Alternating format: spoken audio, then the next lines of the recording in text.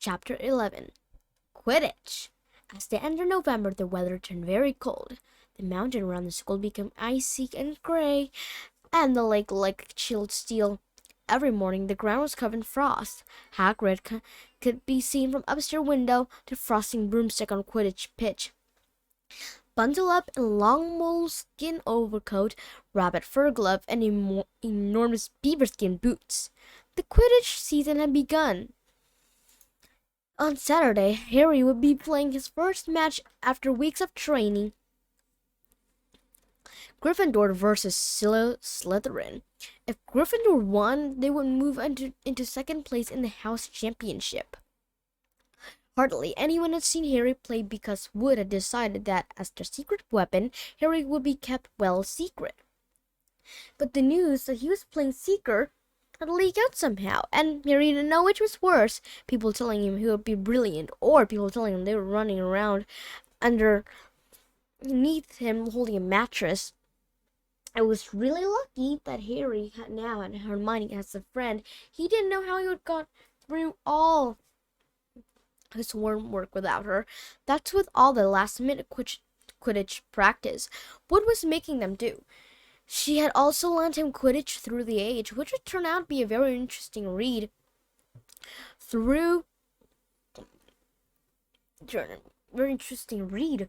Harry learned that there were 700 ways of committing a Quidditch full, and that all of them had happened during a World Cup match in 1473. That Seeker were usually the smallest and fastest player in the most, and that most serious Quidditch accidents seemed to happen to them. That although people rarely died playing Quidditch, reference had been known to vanish and turn up a month later in Sahara Desert.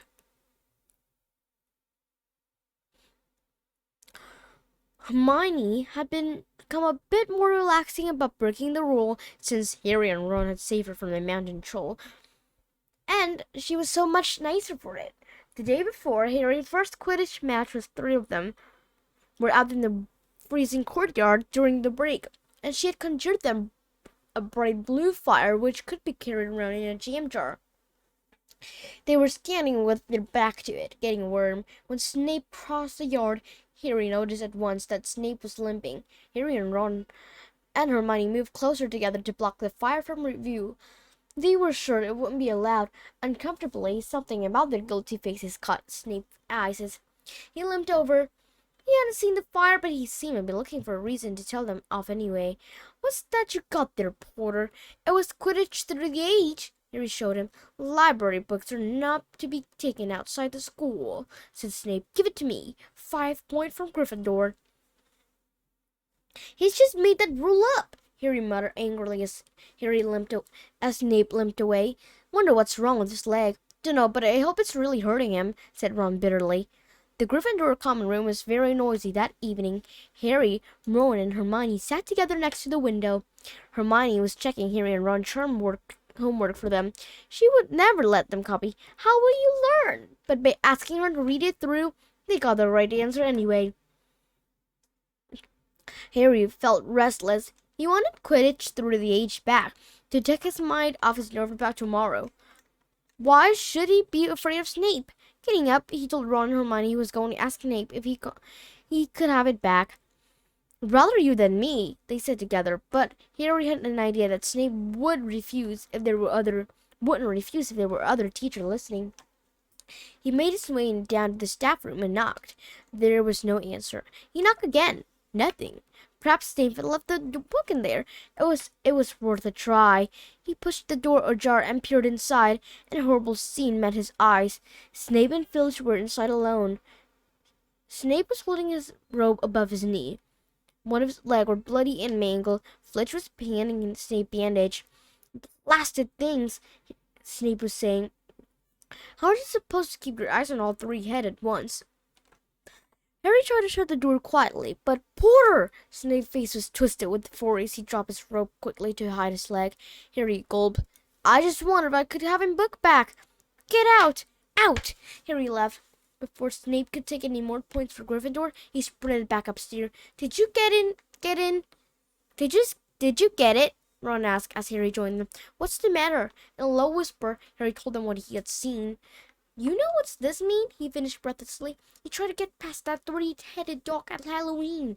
That's where he was going, and when we saw him, he's after whatever it's guarding. And I'll bet my broomstick he let that troll in to create a diversion.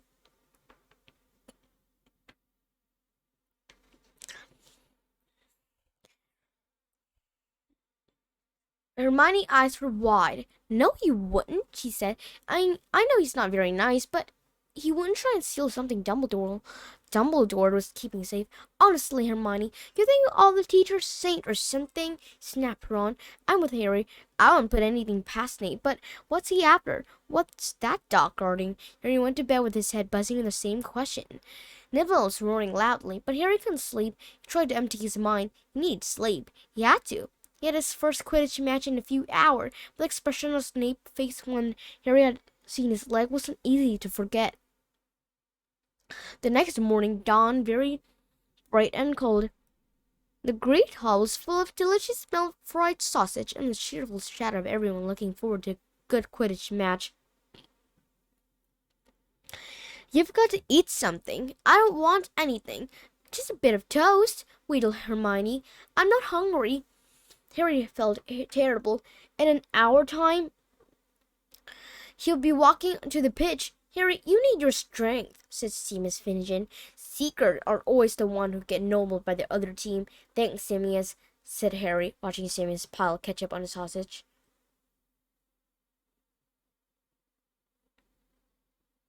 Have we reached chapter 11? Guys, have we reached chapter 11? Okay, so, I'm not very sure if we have reached chapter 11. So, I'm gonna check. Okay, yeah, no, we haven't reached chapter 11. Good. By 11 o'clock, the whole school seemed to be out in the stand around the Quidditch pitch. Many students had binoculars. The seat might be raised high in the air, but it was all still difficult to see what was going on sometime. Ron and Hermione joined Neville, Seamus, and Dean, the West Ham fan, up in the top row. As a surprise for Harry, they had painted a large banner on one of the sheets Grabber had ruined. It said Porter for President, and Dean, who was good at drawing, had done a large Gryffindor lion underneath. Then Hermione had performed a little tricky little charm so that the paint flashed different colors. Meanwhile, in the changing room, Harry and the rest of the team were changing into their scarlet Quidditch robe. Slytherin would be playing green. Wood cleared thoughtful silence. Okay, men, he said. And women, said Chaser Angela Johnson. And women, Wood agreed. This is it. The big one, said Fred Weasley. The one we've all been waiting for, said George. We know our speech by heart, Fred told Harry. We were in the team last year. Shut up, you two.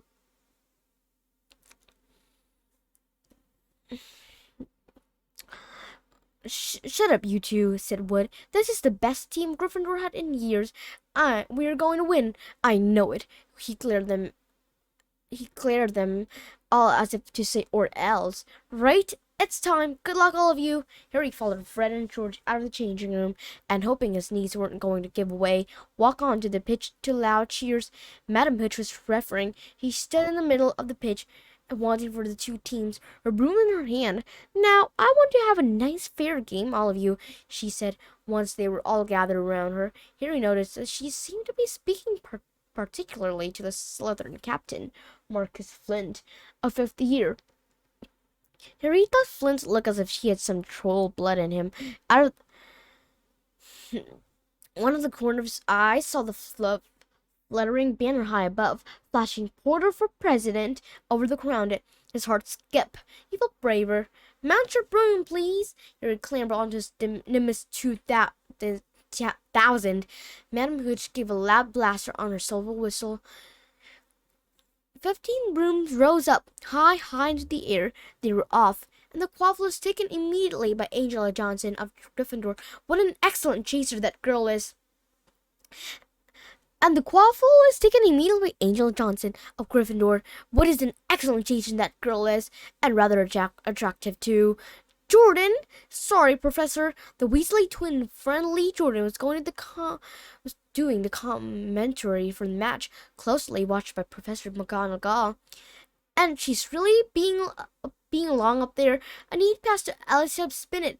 A good find of Oliver Wood last year for reserve. Back to Johnson. And no Slytherin would have taken the quaffle. Slytherin captain Marcus Flint gained the quaffle, and off he goes. Flint flying like an eagle up there, and he's going to score. No! Stopped by an excellent move by Gryffindor keeper Wood.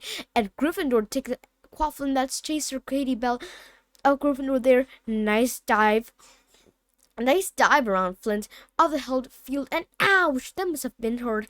Hitting the back of the head by a Bulger, quaffle taken by Slytherin. That's Aaron and Percy speeding up toward the goalpost, and he's blocked by the second bludger, sent his way by Fred or George Weasley. Can't tell which. Nice play by Gryffindor beater anyway. And Johnson back in the position for the quaffle. A clear field ahead of off she goes. She's really flying. Dodger speeding Bulger. The goalposts overhead. Come on now, Angela. Keeper Bleachley dive. Misses. Gryffindor score! Gryffindor cheer filled the cold air with a howl and a moan from the Slytherins. Budge up there. Move along. Hagrid. Ron and Hermione squeezed together to give Hagrid enough space to join them. Been watching from my hut, said Hagrid, patting a large pair of binoculars around his neck, but it isn't the same as being in a crowd. No sign of Snitch yet, Nope, said Ron. Harry hasn't had much to do yet. Keep out of trouble, though. That's something, said Hagrid, raising his binocular and peering skyward at the speck that was Harry. Way up above them, Harry was gliding over the game, squinting about the same sign of Snitch. This was part of his and Wood's game plan. Keep out of the way until you catch sight of Snitch, Wood had said. We don't want you attack before you have to beat. When Angela had scored, Harry had done a couple of loops to let us feeling. Now he was back to staring around for Snitch. Once he caught some flash of gold, but it was just a reflection from one of the Weasley wrist watches, and once a Bulger decided to come pelting his way more like a cannonball than anything, but Harry dodged it, and Fred Weasley came chasing after it. All right there, Harry? He had time to yell, but as he beat the Bulger fiercely toward Marcus Flint. Slytherin in position, Lee Jordan was saying. Chaser Pussy Duck to Bulger, to Weasley and the Chaser Bell, and speed toward them. Wait a moment, was that a Snitch? A murmur ran through the crowd of Aaron. Pussy dropped the quaffle, too busy looking over his shoulder at the flash of gold that had passed his left ear. Harry saw it. It was a great rush of excitement. He dived downward after a streak of gold. Slytherin seeker Terence Hitch had seen it. Too, neck and neck, they hurtled toward the Snitch. All the chasers seemed to be forgotten what they were supposed to be doing as they hung in mid-air to watch. Harry was faster than Hedge. He could see a little round ball, wing fluttering, darting up ahead. He put an extra spurt of speed. Wham! A roar of rage echoed from the Gryffindor below. Marcus Flint had blocked Harry on purpose, and Harry Broom's span, of course. Harry holding on for the dear life. Fools! Screamed the Gryffindors. Madam Hooch spoke angrily to Flint and then ordered a free shot at the goalpost for Gryffindor. But in the confusion, of course, the golden Snitch had disappeared from sight again. Down in the stand, Dean Thomas was yelling. Set him off. Ref, red card. This isn't football, Dean, Ron reminded him. You can't send him people off in Quidditch. And what's a red card? But Hagrid was on Dean's side. They ought to change the rule. Flint couldn't knock Harry out of the air. Lee Jordan was finding it difficult not to take side, so after that obvious and disgusting bit of cheating, Jordan, growled Professor McGonagall. After that open and revolting fool, Jordan, I'm warning you. All right. Flint nearly kills the Gryffindor seeker, which could have happened to anyone, I'm sure. So penalty to Gryffindor, taken by Spinnet, who put it away, no trouble. And we continue play. Gryffindor still in position. It was Harry dodged another Bulger, which went spinning dangerously past his head. When that it happened, his broom gave a sudden frightening lurch. For a split second, he thought he was going to fall. He gripped the broom tightly with both his hand and knees. He had never felt a sudden lurch He gripped the broom tightly with his both hand and knee. He'll never felt anything like that. It happened again. It was as though the broom was trying to buck him off, but Nimbus 2000 did not suddenly decided to buck the rider off. Harry tried to turn back toward the Gryffindor goalpost. He had to have the mind to ask what was call out of his control. He couldn't turn it. He couldn't drag it at all. It was zigzagging through the air and every now and then making violent swishing movement which almost unseated him. Lee was still commenting.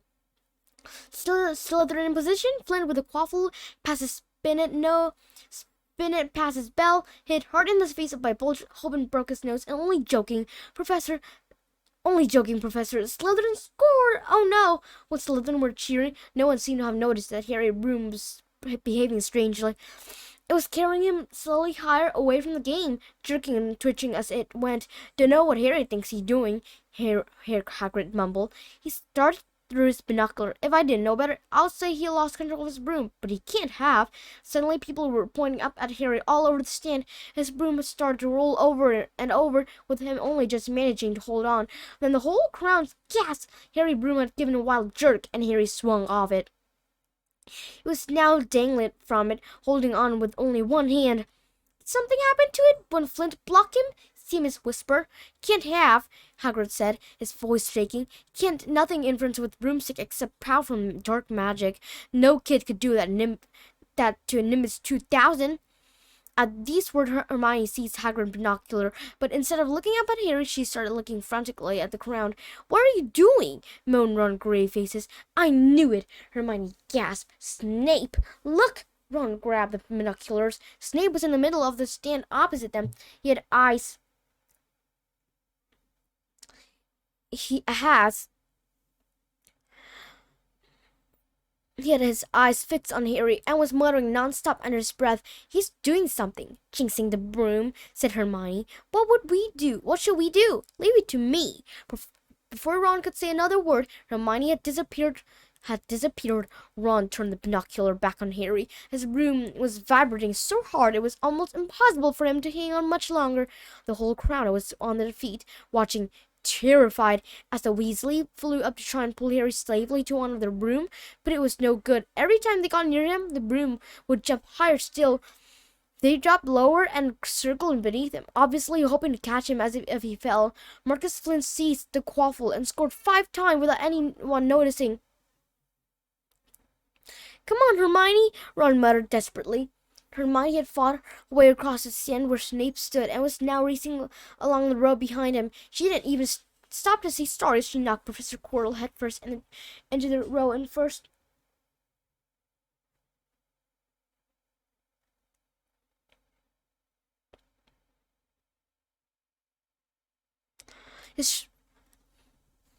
His broom was vibrating so hard it was almost impossible for him to hang on much longer. The whole crowd were on their feet, watching, terrified, as the Weasley flew up trying to pull Harry safely onto one of their broom.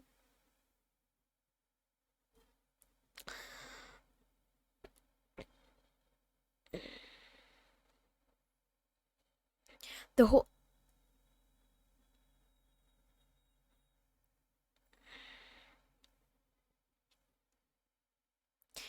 Reaching Snape, she crouched down, pulled out her wand, and whispered a few well-chosen words. Bright blue flame shot from her wand onto the hem of Snape's robe. It took perhaps 30 seconds for Snape to realize that he was on fire. A sudden yelp told her she had done her job, scooping on the fire off him. Into a little jar in her pocket, she scrambled back along the row. Snape would never know what had happened. It was enough. Up in the air, Harry was suddenly able to clamber back into his broom.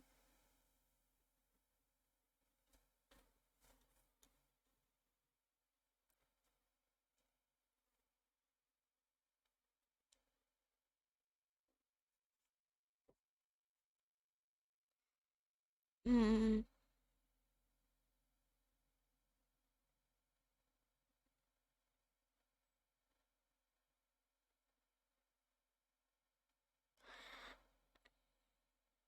It was enough. Up in the air, Harry was suddenly able to clamber back into his broom. Neville, you can look, Ron said. Neville can had been stopping Hagrid Jacket for the last 5 minutes. Harry was speeding toward the ground when the crowd saw him clap his hand onto his mouth as though he was about to go in to be sick. He hit the pitch on for a cough, and something gold fell into his hand. "I've got the snitch!" he shouted, waving it above his head, and the game ended in a complete confusion. He didn't catch it. He nearly swallowed it. Flint was still howling 20 minutes later.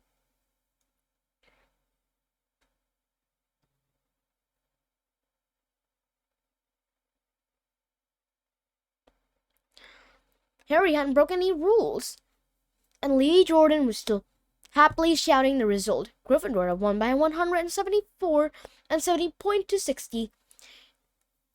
Harry heard none of this, though. He was being made a strong cup of tea back in Hagrid hut with Ron and Hermione.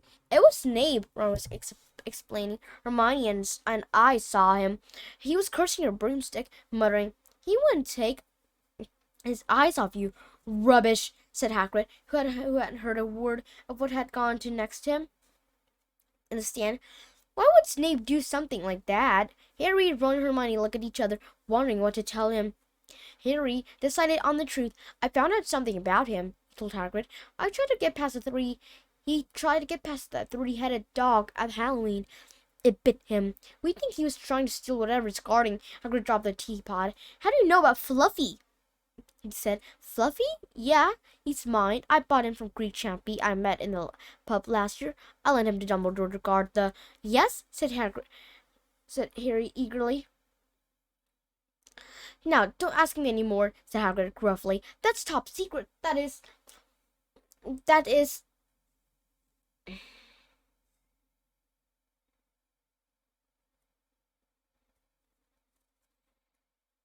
"But Snape trying to steal it." "Rubbish," said Hagrid again. "Snape a Hogwarts teacher. He'd do nothing of the sort." "So why did he just try and kill Harry?" cried Hermione. The afternoon event certainly seemed to have changed her mind about Snape. "I know Jinx when I see one, Hagrid. I've read all about them. You've got to keep an eye contact." And Snape wasn't blinking at all. "I saw him." "I'm telling you wrong," said Hagrid hotly. "I don't know why Harry Broom acted like that, but Snape wouldn't try and kill a student. Now, listen to me, all three of you. You're mentally and things that don't concern you. It's dangerous. You forget the dog, and you forget what it's guarding. That's between Professor Dumbledore and Nicholas Flamel." "Aha!" said Harry, as there's someone called Nicholas Flamel involved, is there?" Hagrid looked furious with himself.